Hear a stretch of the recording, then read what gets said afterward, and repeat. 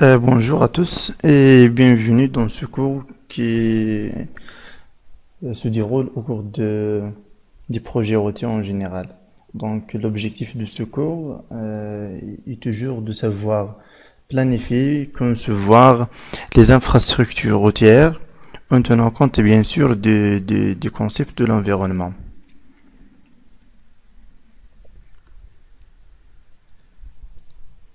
Ce cours donc va être subdivisé en trois sections, trois grandes sections.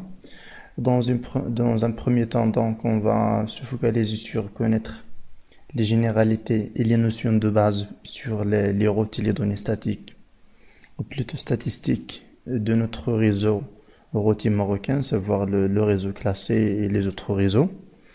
Connaître les éléments géométriques ou bien les composantes géométriques des différents réseaux routiers. Connaître bien sûr les différents documents techniques sur lesquels on se base, soit pour la conception ou la réalisation des projets routiers. Établir des prévisions de trafic, ça veut dire l'estimation du trafic qui vont être des paramètres essentiels pour la conception des projets routiers ainsi que leur durée de vie. Connaître les notions de dimensionnement des chaussées, ce qui est très important. Le dimensionnement des chaussées, bien sûr, passe par un ensemble des étapes qu'on va citer après. La deuxième section, ou bien séquence, ça va être au cours de savoir établir la méthode diagnostique des différents aménagements. Donc, à cette étape, notre objectif, bien sûr, est de déterminer et établir ou bien donner un aperçu global sur les différents aménagements et leur diagnostic ainsi que les problèmes qui peuvent être résoudre, bien sûr, chaque problème selon sa méthode de diagnostic et de renforcement de résolution de ce problème. Puis connaître les problématiques sur la sécurité routière. Ici, on parle surtout les distances de sécurité pour les différents ouvrages routiers. Connaître les emplacements des installations des équipements routiers. Et enfin, connaître la politique nationale en matière d'environnement routier et l'établissement d'études d'impact des projets routiers sur l'environnement. Ces études d'impact, normalement, avec ce changement de la réglementation en vigueur, surtout des centres régionaux d'investissement,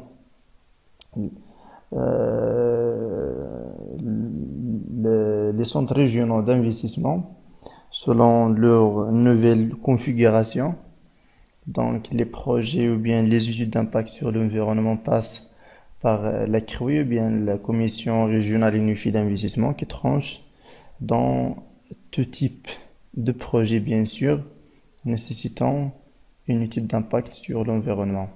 Voici donc grosso modo l'objectif de notre cours. Donc, euh, donc pour simplifier les choses, le cours va être subdivisé ou bien vise à vous donner une vue d'ensemble sur les différents intervenants dans les projets routiers, à savoir donc pour qu'on puisse avoir un projet routier. Donc, normalement, il y a une identification de besoin. Il y a un besoin. On a besoin d'une installation routière ou d'un projet routier qui lie par exemple un point A vers le point B.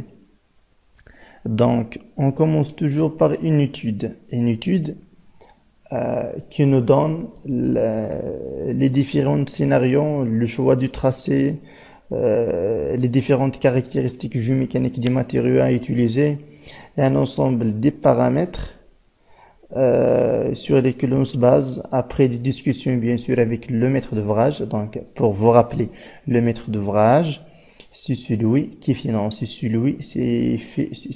celui qui fait l'appel au projet. ولا حامل المشروع ولا ممول المشروع. Donc, euh, l'objectif de cette étude est principalement le choix du tracé, l'établissement du CPS, le cahier des prescriptions spéciales et aussi les plans ou bien les éléments géométriques, à savoir le tracé en plan, le profil au long et les profils en travers. Donc après l'aboutissement de cette étude, on passe à l'exécution. L'exécution, il y en a dans cette phase trois intervenants, quatre intervenants. Il y a toujours le maître d'ouvrage, donc c'est celui qui veut réaliser le projet et c'est celui déjà généralement qui finance la première partie, à savoir l'étude, puis la deuxième partie, il la supervise aussi et celui qui paye partiellement ou totalement l'exécution du projet. Donc la partie d'exécution du projet, on a le maître d'ouvrage, donc c'est celui qui finance le projet et qui veut réaliser le projet. Donc pour être aussi clair, pour le financement, le maître d'ouvrage peut contribuer partiellement ou totalement dans le financement des projets, mais pas toujours. D'accord? Donc, on va détailler cette partie après dans le cycle administratif d'un projet routier.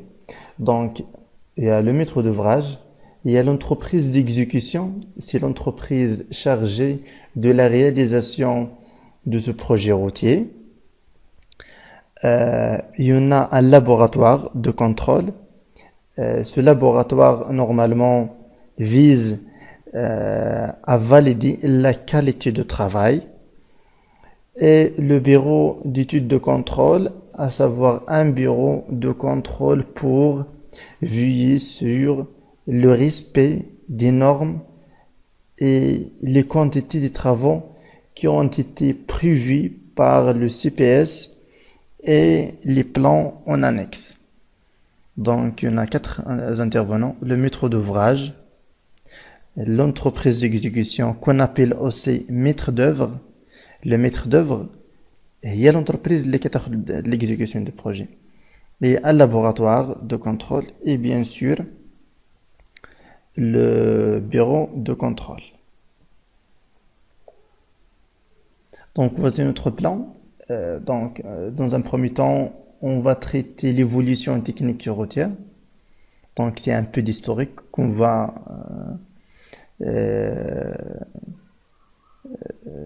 pas traiter dans cette vidéo, car on l'a déjà traité au cours.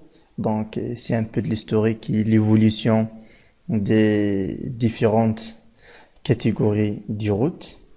Puis la terminologie routière, donc c'est essentiel, c'est le jargon routier, c'est les mots techniques que vous devez retenir par cœur, bear it in mind, c'est nécessaire et primordial.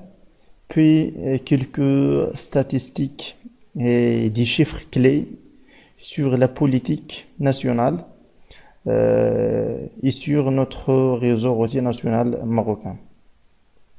Puis on passe à la partie études. On va s'intéresser donc, il y en a une première partie qu'on a déjà citée, c'est l'étude qui se fait par un bureau d'études avant l'exécution du projet. Et durant cette étude, on a à choisir le tracé routier, la configuration adéquate, l'estimation même du budget du projet, un ensemble de paramètres à donner. Bien sûr, le CPS et les plans en annexe. Donc, dans cette partie, on va s'intéresser plutôt à la tâche de bureau d'études. Donc, on va s'intéresser à la tâche de bureau d'études. Donc, la première étude, ses étapes, les paramètres, les intervenants, les phases, et ainsi de suite. Puis, on va s'intéresser donc au dimensionnement, horizontale et verticale des routes. Puis, l'expertise euh, des routes, l'expertise des routes. Donc, on parle ici généralement sur les essais ou bien la tâche du laboratoire. Donc, on a traité la tâche d'un bureau d'études, puis on va traiter la tâche du laboratoire, les essais qui se font, et ainsi de suite. En parallèle, bien sûr, dans cette partie d'expertise du route, on va s'intéresser au dimensionnement des choses et ainsi de suite, les différents modes de défaillance, à savoir les problèmes reconnus et qu'on rencontre souvent, fréquemment dans les routes, et les modes de, de correction à ces anomalies. Puis, donc, on a traité la partie qui concerne le bureau d'études, la conception et l'étude et le dimensionnement de la chaussée, la partie des défaillances et le travail plutôt dans le laboratoire. Puis maintenant, on est arrivé au cycle administratif du projet routier. Le cycle administratif, donc, ou bien la tâche d'une entreprise d'exécution. Ça commence par la soumission projet. Donc, lorsqu'un projet routier va être exécuté, on a un ensemble des paramètres ou bien une procédure administrative qui se fait pour l'obtention du droit d'exécution de projet avec un budget et un montant bien déterminé. Donc, on va traiter les principales étapes du projet d'exécution dès la soumission projet, son exécution, la réception provisoire et enfin la réception définitive. Donc, grosso modo, voici les principales étapes dont il passe un projet routier et qu'on va traiter chaque étape par la suite dans les vidéos qui vont être venir par la suite.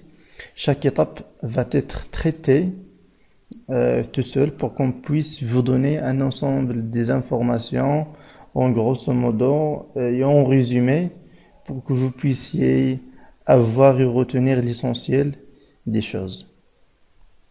Donc, passons à la première étape, à savoir l'évolution technique. Donc, on a déjà que il s'agit de l'historique qu'on a déjà traité. Donc, on va traiter dans la prochaine vidéo la terminologie routière, puis le réseau routier national.